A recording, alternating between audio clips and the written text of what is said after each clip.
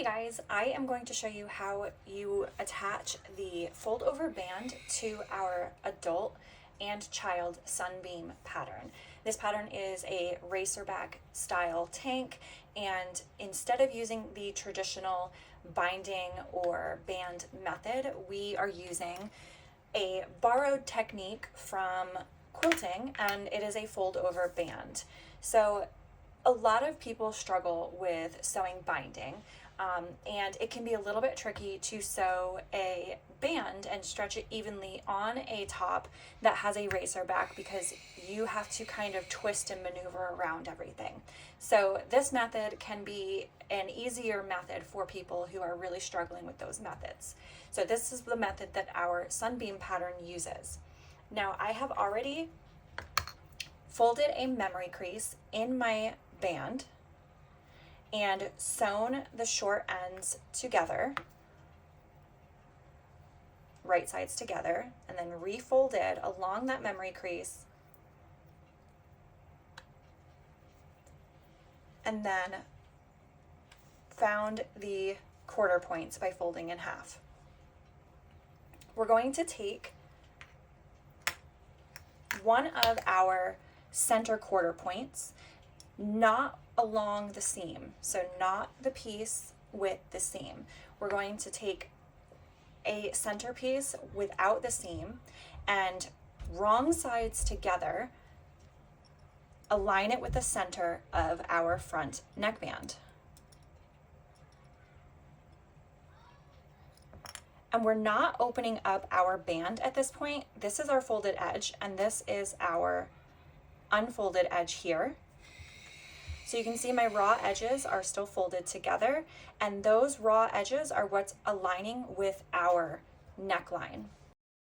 Now, our side seams are going to then align with the marking on our bodice arm side. And so if you can see here, I had marked from my pattern piece the marking on the arm side, and that is where our side seams of the band are going to align. So I'm going to follow this along the edge, and the reason I'm doing it this way is so that I make sure I don't twist my band at all when I'm attaching it.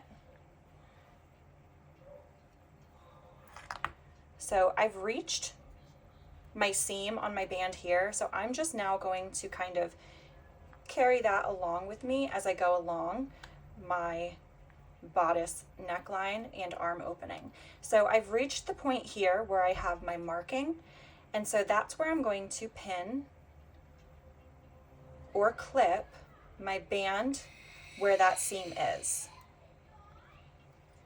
And now I'm going to continue following my band along, again making sure that I'm not twisting it. See how my strap got twisted? So let's untwist that.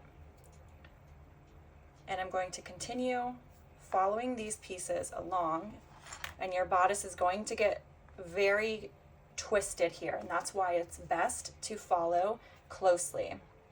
So I've reached my next center point, and this is again one without the seam there, and I've reached the center back where that seam is. So I'm going to align that center point with that back center seam. And again, I'm just going to continue following along until I get to that seam on my band and the marking on my arm side. So here's my seam on the band. So I'm going to hold on to that and just hold it against here so I don't twist it. But I'm going to look on the other side to see where I have my marking.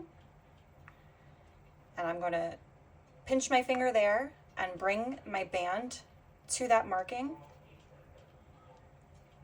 and this is where that seam is on my band, and then clip it in place.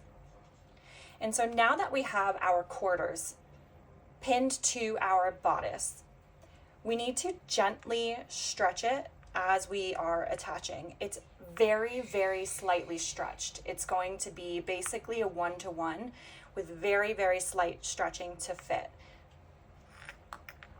And so in order to do this, I'm just going to go along and follow along here, just very lightly pin and stretch as I go.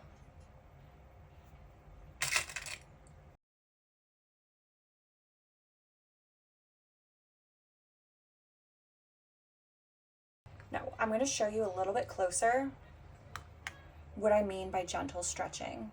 So I'm literally just tugging so gently on my band and then pinning it. The beauty of this method is that when we fold our band over at the end, it's going to create some tension so that there's no gaping in the neckline or the arm side or around the curve on the back.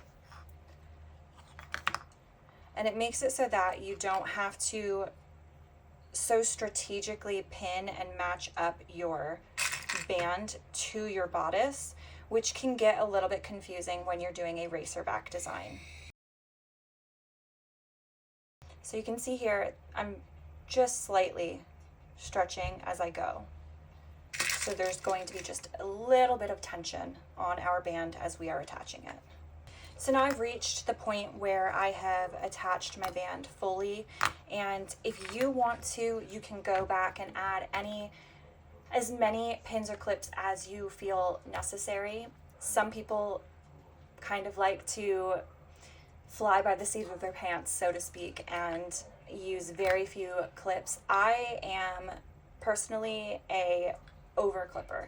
I don't need to use as many clips as I do, but it makes me feel a little more secure and like my seams are not going to shift when I'm sewing, especially when you're using a serger, because it's easy for things to slip and get kind of pulled in different directions when you're using a serger.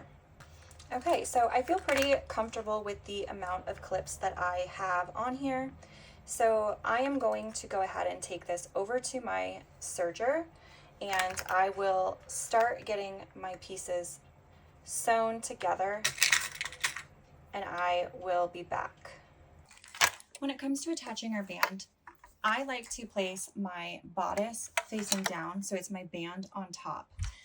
And I'm just going to start anywhere. It doesn't matter where you start. You're going to end up needing to kind of twist and maneuver things as you go, simply because you are sewing in a loop. So this would be the same process if you are attaching your band via a sewing machine. I'm going to use my serger, but the sewing machine, just make sure that you are going to use a stretch stitch.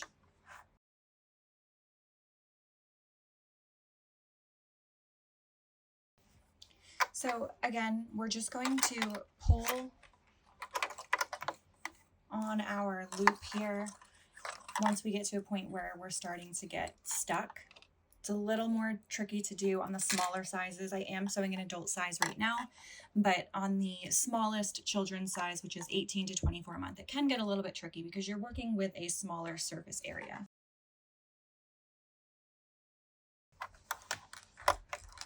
Now, I don't like to let my bodice hang off the edge of my table as I'm serging. So you'll notice I keep lifting it up so that it sits on the table a little bit better. And that's just because when it hangs, it puts more tension on the fabric. And I don't want to pull too much. I want to pull gently so that my band matches the length of my bodice, just enough so that it has enough tension and not too much tension.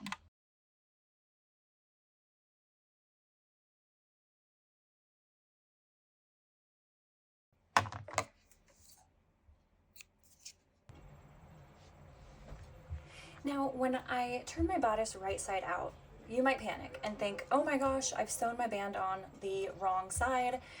What do I do? Don't worry, we did this on purpose.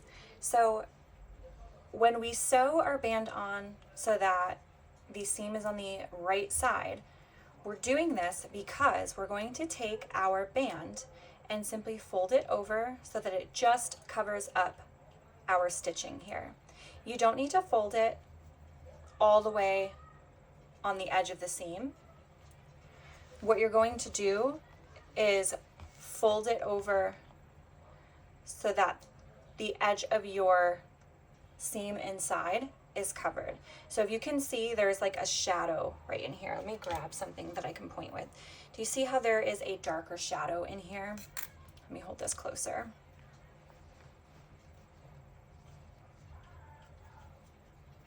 you can sort of see that bump inside where my seam is. And so I am not folding it completely, because then on the wrong side, you have a little bit left of your band. And this just makes it so that it doesn't flip wrong side out, especially if your fabric is not the same on the opposite side. So you just cover enough so that your stitching is covered, and then you'll sew along that divot right there.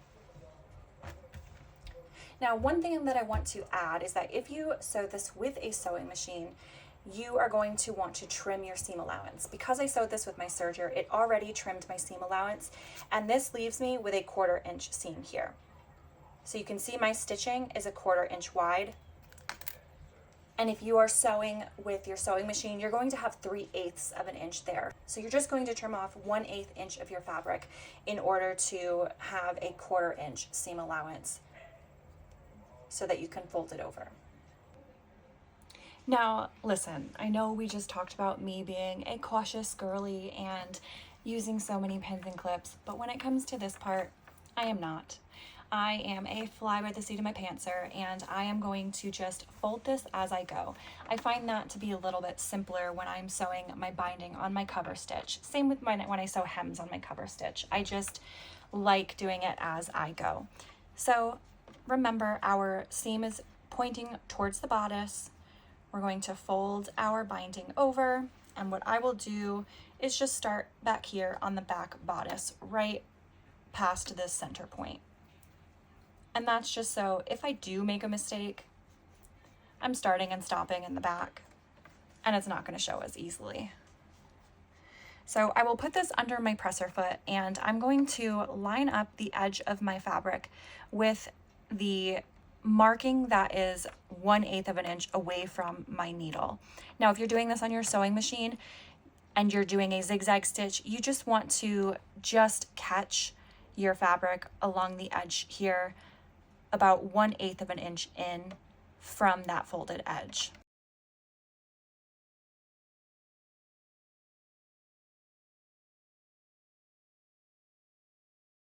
So one thing I like to do as I'm sewing my binding is when I fold this over to cover my stitching is I just take the tips of my fingernails, and then I will just hold that down just so that it covers my seam allowance inside, and that helps me to hold everything into place.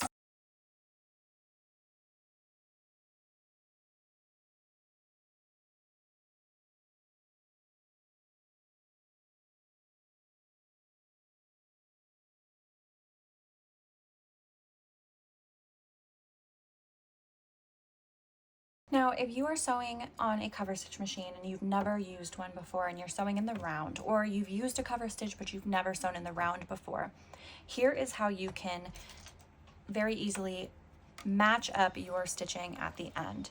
So I'm going to, while I'm still sewing and I haven't quite reached my beginning point, I'm just going to flip over to the wrong side, and I'm going to pull these stitches from the right side to the wrong side.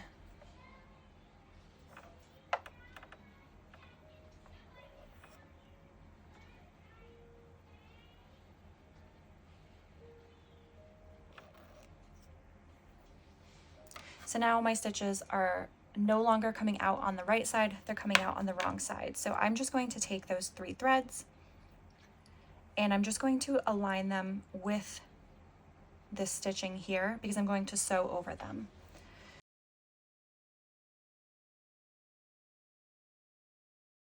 Once I have stitched over for a couple of stitches, I'm going to use my hand crank to lift my needles up into their highest position.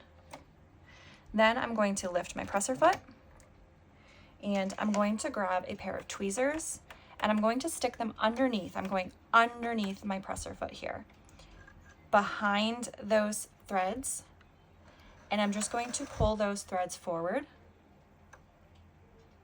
just like this. So it's connected, this top part is connected at the needle, this bottom part is connected at my fabric. So I'm just going to snip that so that they're no longer connected, and then take my top and pull it straight back. and it will pull all of those stitches to the back. And then I will trim the rest of those threads. So now I'm left with a tail that you can either knot or you can thread through these stitches. So now you can see from the right side, my fold over band is going to look like traditional binding, where it is folded down and sewn. But on the inside, you will see that there is no binding on this side, aside from the little excess bit from not folding it over completely. And again, that just makes it so that your lining or your wrong side does not flip forward and show on the outside. And I'll show you all the way along. It looks beautiful.